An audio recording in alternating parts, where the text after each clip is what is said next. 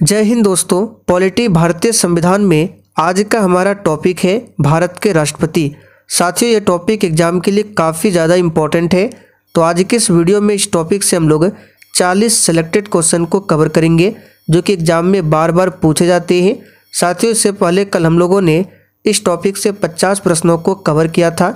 तो अगर आप लोगों ने उस वीडियो को नहीं देखा है तो उसका लिंक मैं डिस्क्रिप्शन बॉक्स में दे देता हूँ, आप लोग जाकर देख सकते हैं। तो चलिए, आज का हमारा पहला क्वेश्चन है, निम्नलिखित में से कौन सा अनुच्छेद राष्ट्रपति के चुनाव प्रणाली को बताता है। वेरी इंपॉर्टेंट क्वेश्चन है। चलिए आप सभी आंसर बताइए, निम्नलिखित में से कौन सा आर्टिकल है जो राष्ट्रपति के चुनाव प्रणाली से संबंधित है। तो साथियों, यहाँ पर पहले प्रश्न का आंसर हो जाएगा डी ऑप्शन, अनुच्छेद 55 जो है ये राष्ट्रपति के चुनाव प्रणाली से संबंधित है। चलिए दूसरा क्वेश्चन है, भारतीय संविधान में राष्ट्रपति पर महाभियोग का प्रावधान किस देश से लिया गया है। बिल्कुल टॉप लेवल का क्वेश्चन है, आंसर बताएंगे आप सभी। तो साथियों, भारतीय संविधान में राष्ट्रपति पर महाभियोग का प्रावधान जो है ये लिया गया है अमेरिका देश के संविधान से। तो यहाँ पर डी ऑप्शन अगर आपने दिया है तो आपका बिल्कुल सही जवाब है अमेरिका। और राष्ट्रपति पर जो महाभियोग की प्रक्रिया है इसके बारे में संविधान के अनुच्छेद 61 में बताया गया है। आगे देखिए, राष्ट्रपति पद की योग्यता क्या होती है। चलिए इस प्रश्न पर आप सभी स्टार मार्क कर लीजिए, बार बार परीक्षाओं में रिपीट होता है। तो साथियों, राष्ट्रपति पद की योग्यता जो है सबसे पहले भारत का नागरिक हो, 35 वर्ष की आयु पूरा कर चुका हो, लोकसभा सदस्य बनने योग्य हो, और चौथी योग्यता है किसी लाभ के पद पर ना हो। तो यहाँ पर सही जवाब होगा उपर्युक्त सभी। आगे देखिए, राष्ट्रपति का कार्यकाल कितने वर्षों का होता है। चलिए इस प्रश्न पर भी आप सभी स्टार मार्क कीजिए, बार बार पूछा जाता है। तो देखिए साथियों, राष्ट्रपति हो गया, उपराष्ट्रपति हो गया, राज्यपाल हो गया, इन सभी का कार्यकाल जो होता है ये 5 वर्षों के लिए होता है। तो बी ऑप्शन जो ही बच्चे दिए हैं आपका बिल्कुल सही जवाब है। और साथियों, पॉलिटी भारतीय संविधान में आज आपका 5वां टॉपिक भी कंप्लीट हो जाएगा और हम लोग बिल्कुल इसी तरह से टॉपिक वाइज एमसीक्यू के साथ पूरा पॉलिटी को समाप्त करने वाले हैं। पॉलिटी जैसे ही समाप्त होगा उसके बाद हिस्ट्री क्लास स्टार्ट हो जाएगा। और साथियों, अगर आपको इन सभी क्लास के पीडीएफ चाहिए आंसर के साथ तो फटाफट से आप लोग प्ले स्टोर पर जाइए और सक्सेस वर्ल्ड एमसीक्यू नाम का एप्लीकेशन मिलेगा, उसको डाउनलोड कर लेना है। और डाउनलोड करने के बाद आपको इस कोर्स को परचेज कर लेना है। इस कोर्स में आपको डेली बिल्कुल इसी तरह से पीडीएफ दिया जाएगा आंसर के साथ में। आगे देखिए, किसी भी राज्य के ऊपर राष्ट्रपति शासन लगाने की शक्ति किसके पास होती है। और ध्यान दीजिए, जिन्होंने बिहार पुलिस का कोर्स लिया हुआ है उनको ये कोर्स परचेज करने की ज़रूरत नहीं है, क्योंकि आपको बिहार पुलिस के कोर्स में ही ये सारा पीडीएफ दिया जाएगा आंसर के साथ में। तो किसी भी राज्य के ऊपर राष्ट्रपति शासन लगाने की शक्ति किसके पास होती है, तो याद रखिएगा राष्ट्रपति के पास। तो यहाँ पर बी ऑप्शन आपका सही जवाब है, राष्ट्रपति। और राष्ट्रपति शासन के बारे में किस आर्टिकल में बताया गया है, तो याद रखिएगा संविधान में 3 तरह के आपातकाल है। 352 में राष्ट्रीय आपात है, 356 में राष्ट्रपति शासन है, और 360 में क्या है, तो वित्तीय आपात है। तो ये जो 356 है इसी में राष्ट्रपति शासन के बारे में बताया गया है। आगे देखिए, संसद के लोकसभा और राज्यसभा के अलावा तीसरा अंग कौन सा है। बिल्कुल सेलेक्टेड क्वेश्चन है, आंसर कीजिए। तो प्यारे साथियों, संसद के लोकसभा और राज्यसभा के अलावा तीसरा अंग कौन सा होता है, तो याद रखिएगा राष्ट्रपति। तो यहाँ पर डी ऑप्शन आपका सही जवाब है, राष्ट्रपति। भारतीय संविधान के अनुसार कोई व्यक्ति कितनी बार राष्ट्रपति बन सकता है। चलिए 7 के लिए आप सभी आंसर बताएंगे। तो साथियों, भारतीय संविधान के अनुसार कोई व्यक्ति याद रखिएगा कितनी बार भी राष्ट्रपति बन सकता है भारत में। तो यहाँ पर डी ऑप्शन सही है। वहीं अगर अमेरिका की बात करें तो अमेरिका में कोई व्यक्ति 2 बार ही राष्ट्रपति बन सकता है। संविधान के अनुसार राष्ट्रपति अपना त्यागपत्र किसे दे सकता है? देखिए बहुत ही सिंपल क्वेश्चन है, लेकिन बार बार एग्जाम में पूछा जाता है, तो इस पर आप सभी स्टार मार्क कीजिए। तो साथियों, संविधान के अनुसार राष्ट्रपति अपना त्यागपत्र उपराष्ट्रपति को दे सकता है, और उपराष्ट्रपति अगर अपना त्यागपत्र देना चाहे तो राष्ट्रपति को देगा, यानी कि दोनों ही एक दूसरे को अपना अपना त्यागपत्र दे सकता है। तो पहला ऑप्शन आपका सही जवाब है। राष्ट्रपति उम्मीदवार के लिए निर्वाचित मंडल के कितने सदस्य प्रस्तावक होते हैं? और जितने भी नए अभ्यर्थी चैनल पर पहली बार आए हैं, आप लोग क्लास टाइमिंग को नोट कर लीजिए। डेली शाम 7:30 बजे आपको ये क्लास लाइव चैट के साथ दिया जाता है। तो प्यारे साथियों, राष्ट्रपति उम्मीदवार के लिए निर्वाचित मंडल के कितने सदस्य प्रस्तावक होते हैं? तो 50 सदस्य। आगे देखिए, राष्ट्रपति उम्मीदवार के लिए निर्वाचित मंडल के कितने सदस्य अनुमोदक होते हैं? तो यहाँ पर देखिए, यहाँ पर क्या था? तो यहाँ पर था प्रस्तावक होते हैं, और यहाँ पर अनुमोदक। तो अनुमोदक होते हैं, याद रखिएगा, 50 सदस्य, और प्रस्तावक भी होते हैं 50। राष्ट्रपति पर महाभियोग लगाने के लिए सदन के कितने सदस्यों का लिखित प्रस्ताव चाहिए होता है? चलिए, वेरी वेरी इंपॉर्टेंट क्वेश्चन है, आंसर बताएंगे। तो साथियों, राष्ट्रपति पर महाभियोग लगाने के लिए सदन के, याद रखिएगा, 1/4 कितना? 1/4 सदस्यों का लिखित प्रस्ताव चाहिए होता है। तो यहाँ पर सी ऑप्शन आपका सही जवाब है। राष्ट्रपति के त्यागपत्र की सूचना उपराष्ट्रपति किसे देता है? बिल्कुल आपको सोच समझकर आंसर करना है। और साथियों, जिन्होंने अभी तक सेशन को लाइक नहीं किया है, तो फटाफट से आप सभी सेशन को लाइक करें। तो राष्ट्रपति के त्यागपत्र की सूचना उपराष्ट्रपति जो है लोकसभा अध्यक्ष को देता है। तो यहाँ पर बी ऑप्शन आपका सही जवाब है। वर्तमान में लोकसभा अध्यक्ष कौन है? तो ओम बिरला, और वर्तमान में 70वीं लोकसभा चल रहा है। यहाँ से प्रश्न बनेगा कि लोकसभा के प्रथम अध्यक्ष कौन थे? तो जी.वी. मावलंकर, यानी गणेश वासुदेव मावलंकर। राष्ट्रपति पद के उम्मीदवार के लिए अधिकतम आयु कितनी होनी चाहिए? तो साथियों, न्यूनतम की बात करें तो न्यूनतम तो 35 वर्ष है, लेकिन अधिकतम के लिए कोई आयु सीमा नहीं है। तो याद रखिएगा, डी ऑप्शन सही जवाब है, पूछा जाता है। संविधान के उल्लंघन में राष्ट्रपति को उसके पद से कैसे हटाया जाता है? तो साथियों, संविधान के उल्लंघन में राष्ट्रपति को उसके पद से महाभियोग की प्रक्रिया द्वारा हटाया जाता है। तो याद रखिएगा, सी ऑप्शन आपका सही जवाब है। किसके वेतन पर आयकर नहीं लगता है?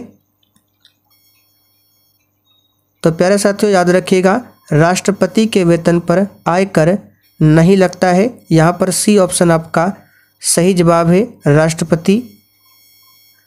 उपराष्ट्रपति जब राष्ट्रपति के स्थान पर कार्य करता है तब उसे किसका वेतन प्राप्त होता है? चलिए 16 के लिए आंसर कीजिए। और साथियों, इस टॉपिक के बाद हम लोग वाइस प्रेसिडेंट यानी उपराष्ट्रपति संबंधित प्रश्नों को कवर करेंगे। तो नेक्स्ट टॉपिक आपका रहेगा उपराष्ट्रपति। तो यहाँ पर इस प्रश्न का सही जवाब है राष्ट्रपति। याद रखिएगा, राष्ट्रपति का वेतन प्राप्त होता है। क्षमादान अथवा मृत्युदंड पाए अपराधी की सजा पर फैसले लेने का अधिकार किसके पास होता है? तो सिंपल क्वेश्चन है, ये होता है राष्ट्रपति के पास। राष्ट्रपति के पास क्षमादान की शक्ति किस आर्टिकल के तहत है? तो अनुच्छेद 72। देश के सशस्त्र सेनाओं का सर्वोच्च कमांडर कौन होता है?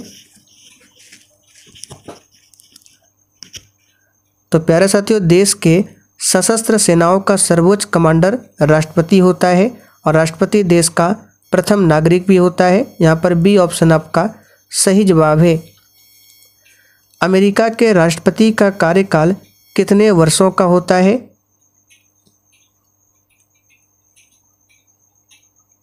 तो यहाँ पर 19 का आंसर क्या हो जाएगा? अमेरिका के राष्ट्रपति का कार्यकाल जो है 4 वर्षों का होता है, जबकि भारत में राष्ट्रपति का कार्यकाल 5 वर्षों के लिए होता है। और अमेरिका में कोई व्यक्ति 2 बार से अधिक राष्ट्रपति नहीं बन सकता है, जबकि भारत में कोई सीमा नहीं है। अमेरिका में एक व्यक्ति अधिकतम कितनी बार राष्ट्रपति के पद पर निर्वाचित हो सकता है? तो सही जवाब है 2 बार। मौलिक अधिकार को कौन निलंबित कर सकता है?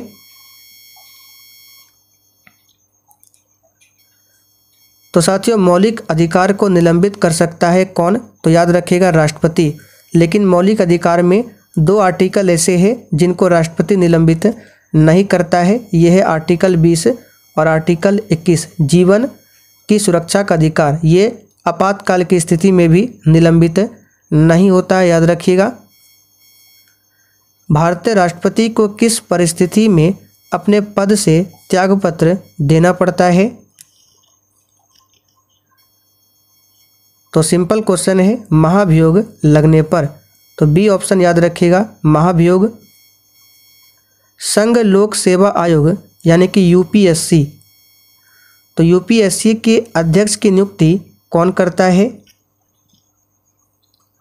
तो प्यारे साथियों, संघ लोक सेवा आयोग के अध्यक्ष की नियुक्ति जो है राष्ट्रपति करते हैं। और वर्तमान में यूपीएससी के अध्यक्ष कौन है? तो डॉक्टर मनोज सोनी, इसे भी ध्यान रखेंगे। और वर्तमान में भारत के महान्यायवादी कौन है? आर वेंकट रमनी है। नियंत्रक और महालेखा परीक्षक पूछे वर्तमान में कौन है? तो गिरीश चंद्र मुर्मू। सभी को ध्यान रखें। अब तक हमारे देश में कितने राष्ट्रपति के खिलाफ महाभियोग चलाया गया है? तो साथियों, अब तक हमारे देश में राष्ट्रपति के खिलाफ एक बार भी महाभियोग नहीं चलाया गया है। तो यानी किसी भी राष्ट्रपति पर अभी तक महाभियोग नहीं लागू हुआ है। तो सही जवाब है 0। भारत में कौन लगातार 2 बार राष्ट्रपति बने थे? तो साथियों, 25 का सही जवाब हो जाएगा आपका option B, doctor Rajendra Prasad Bharat के प्रथम राष्ट्रपति थे और 2 बार लगातार राष्ट्रपति बने थे। यहाँ पर बी ऑप्शन आपका सही जवाब है। भारत का प्रथम नागरिक कौन होता है? तो साथियों, भारत का प्रथम नागरिक राष्ट्रपति होता है। आप लोग कमेंट करके बताइए, भारत का दूसरा नागरिक कौन होता है? राष्ट्रपति का निर्वाचन मंडल को किस देश के संविधान से लिया गया है? और देखिए, जिन्होंने अभी तक सेशन को लाइक नहीं किया है तो फटाफट से आप सभी सेशन को लाइक करें और सेशन को अधिक से अधिक अपने सभी दोस्तों के साथ शेयर करें, ताकि ये जो क्लास है आपका रेगुलर चलता रहे। तो 27 का सही जवाब है, आयरलैंड देश के संविधान से लिया गया है। भारतीय संविधान में राष्ट्रपति का कार्य किस देश के संविधान से लिया गया है? तो साथियों, भारतीय संविधान में राष्ट्रपति का जो कार्य है ये लिया गया है, याद रखिएगा, अमेरिका देश के संविधान से। तो यहाँ पर डी ऑप्शन आपका सही जवाब है, अमेरिका से मौलिक अधिकार को भी लिया गया है। राष्ट्रपति का निर्वाचन किस विधि द्वारा होता है?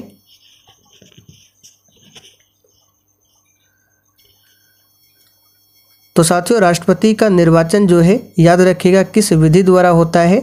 वेरी इंपॉर्टेंट क्वेश्चन है, अप्रत्यक्ष निर्वाचन विधि द्वारा। तो सी ऑप्शन आपका सही जवाब है। राष्ट्रपति के शपथ के दौरान अगर मुख्य न्यायाधीश ना हो तब राष्ट्रपति को शपथ कौन दिलाएगा? तो इसका सही जवाब है सुप्रीम कोर्ट का वरिष्ठ नागरिक दिलाएगा, यानी सुप्रीम कोर्ट का वरिष्ठ कौन दिलाएगा? न्यायाधीश। सुप्रीम कोर्ट में जो वरिष्ठ न्यायाधीश होगा वही राष्ट्रपति को शपथ दिलाएगा। भारत के पहले राष्ट्रपति कौन थे? तो प्यारे साथियों, भारत के प्रथम राष्ट्रपति डॉक्टर राजेंद्र प्रसाद थे और जवाहरलाल नेहरू प्रथम प्रधानमंत्री थे। डॉक्टर भीमराव अंबेडकर स्वतंत्र भारत के प्रथम कानून मंत्री थे। राष्ट्रपति के निर्वाचन में कौन भाग लेते हैं? तो कल हमने आपको बताया था, इसे याद कर लीजिए, बार बार पूछा जाता है एग्जाम में, राष्ट्रपति के निर्वाचन में कौन कौन भाग लेता है।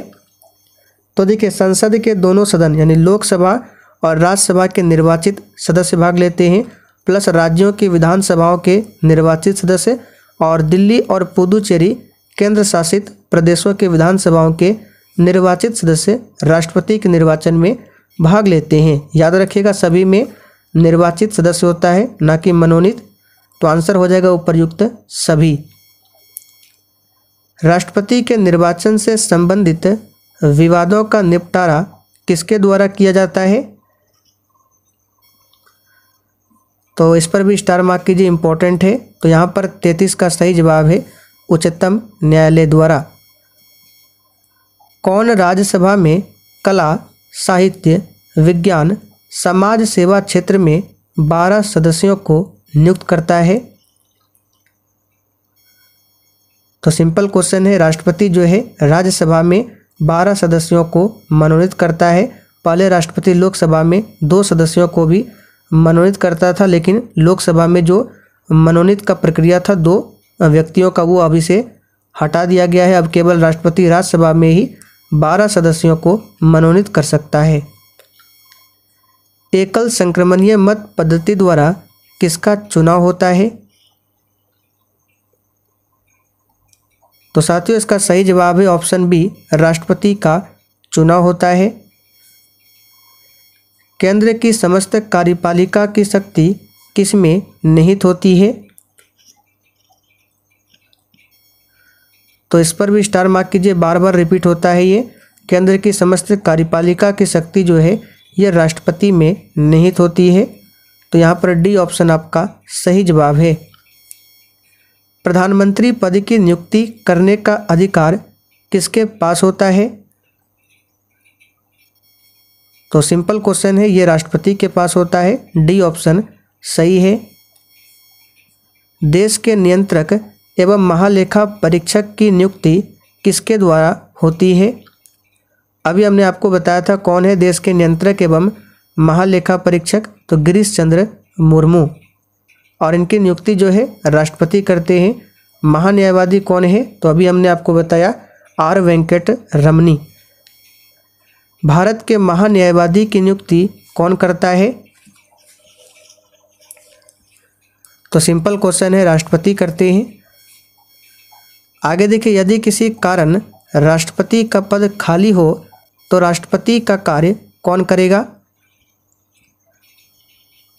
तो सिंपल क्वेश्चन है, कौन करेगा? उपराष्ट्रपति।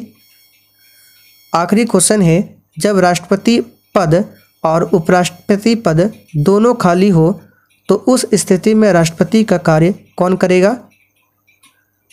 तो देखिए साथियों, जब राष्ट्रपति का पद खाली होता है तो उस स्थिति में उपराष्ट्रपति राष्ट्रपति का कार्य करेगा, लेकिन जब राष्ट्रपति पद और उपराष्ट्रपति पद दोनों खाली हो तो उस स्थिति में राष्ट्रपति का कार्य जो है कौन करता है? तो सर्वोच्च न्यायालय का मुख्य न्यायाधीश। तो यहाँ पर सी ऑप्शन आपका सही जवाब है। चलिए, अब आपसे एक प्रश्न पूछते हैं लास्ट में, जिसका आंसर आपको नीचे कमेंट करके बताना है। तो प्रश्न है, वर्तमान में भारत के मुख्य निर्वाचन आयुक्त कौन है? इसका आंसर आप सभी को नीचे फटाफट से कमेंट करके बताना है।